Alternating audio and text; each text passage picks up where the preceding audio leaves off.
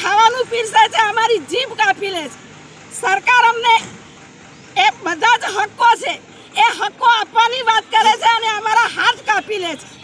આજે અમારે એક જ વિનંતી છે કે સરકારશ્રીને આ બાયપાસ રોડ જે કાઢે છે એ રોડ સીધો રોડ ચડવો જોઈએ.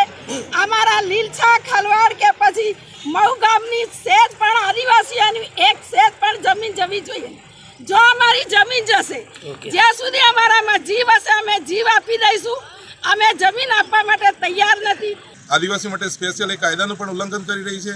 સુપ્રીમ કોર્ટના જજમેન્ટ પણ છે કે ગ્રામસભાની મંજૂરી વગર સરકાર 1 ઇંચ પણ જમીન લઈ શકતી નથી. અને રૂઢિગત ગ્રામસભા હોય ત્યારે એ ગ્રામસભાની મંજૂરી લેવી પડે. એવી કોઈ મંજૂરી લીધેલ ન હોવા છતાં પણ સરકાર તાનાશાહી વાપરી મોટો પોલીસનો ખડકલો તૈયાર કરી અને અમારા વિસ્તારની જે આ જમીન છે એમાં ગેરકાયદેસર રસ્તો બનાવવા જઈ રહી છે. ત્યારે અમે તમામ લીલછા ખલવાડ અને વિસ્તારના તમામ ખેડૂતો લડી લેવાના મૂડમાં છીએ. જે પણ પરિણામ આવે તે ભોગવવા તૈયાર છીએ, પણ 1 ઇંચ પણ જમીન અમે આપવાના નથી.